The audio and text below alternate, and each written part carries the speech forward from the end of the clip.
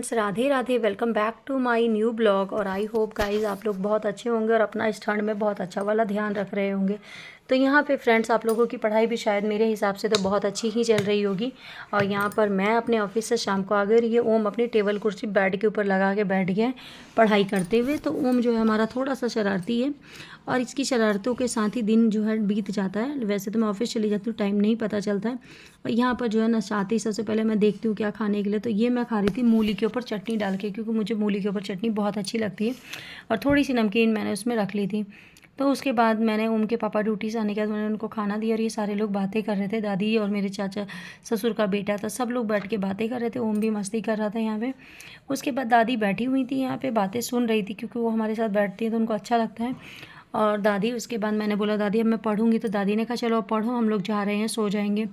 दादी भी चली गई यहाँ से। और उसके बाद मैंने उनके पापा को भी हटाया कि अब जल्दी से आप लोग हट जाओ, क्योंकि मुझे पढ़ाई करनी है। तो ये सारे लोग हट गए, सब लोग अपना जो जिसको जिसको सोना था वो चला गया सोने के लिए। फिर मैं बैठी है, मैं कॉफ़ी पी रही थी। कॉफ़ी पीने के बाद मैंने क्या किया कि शुरू किया अपनी कुछ क्लासेस। तो ऑनलाइन मैं क्लासेस ले रही थी रीजनिंग की, जो कि रीजनिंग की मैंने स्टार्ट की है क्लासेस लेनी। तो मैं रीजनिंग की क्लासेस अपनी ले रही थी, क्योंकि अभी जो है ना पढ़ाई बहुत टफ़ है। वैसे तो मैं नहीं कहूँगी कि आसान है, जब तक आप कंटिन्यूसली डेली नहीं पढ़ते हो तो पढ़ाई उतनी ही मुश्किल हो जाती है। लेकिन जब तक हम डेली पढ़ते हैं, भले हम थोड़ा पढ़े, बट अगर डेली पढ़ रहे हैं तो हमारे को भूलने की जो प्रॉब्लम है वो नहीं होती है।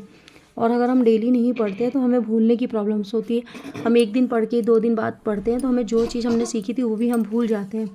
तो हमें कोशिश ये करनी चाहिए कि कंसिस्टेंसी को बनाते हुए हमें डेली पढ़ाई करनी चाहिए। तो इसी प्रकार मैं भी अपनी कोशिश को पूरा कर रही हूँ कि मैं अपनी कंसिस्टेंसी के साथ अपनी पढ़ाई को कंटिन्यू करूँ, कहीं भी गैप और टाइम को वेस्ट ना करूँ। लेकिन आप लोगों को तो पता है, एक तो मैं हाउसवाइफ हूँ, साथ में मेरा एक छोटा बच्चा भी है और जॉब भी करती हूँ, और फिर मैं उसके साथ अपनी पढ़ाई की प्रिपरेशन कर रही हूँ। तो शायद बहुत मुश्किल होता है ये सारी चीज़ों को एक साथ लेना। और फिर घर में मेहमानों का आना जाना, सारी सारी चीज़ें जो है वो लगी ही रहती है। तो इस वजह से मैं टाइम को पूरी तरह से मैनेज नहीं कर पाती हूँ, और टाइम ना मैनेज होने की वजह से थोड़ी सी मुश्किलें मेरे साथ ज़्यादा होती हैं। तो मैं फ्रेंड्स यही कहूँगी कि अगर आप लोगों के पास समय अच्छे से है तो उसका अच्छा सदुपयोग कीजिए, ताकि आपकी पढ़ाई आपके जीवन में आपके लिए सुखमयी हो, क्योंकि पढ़ाई बहुत ज़रूरी है।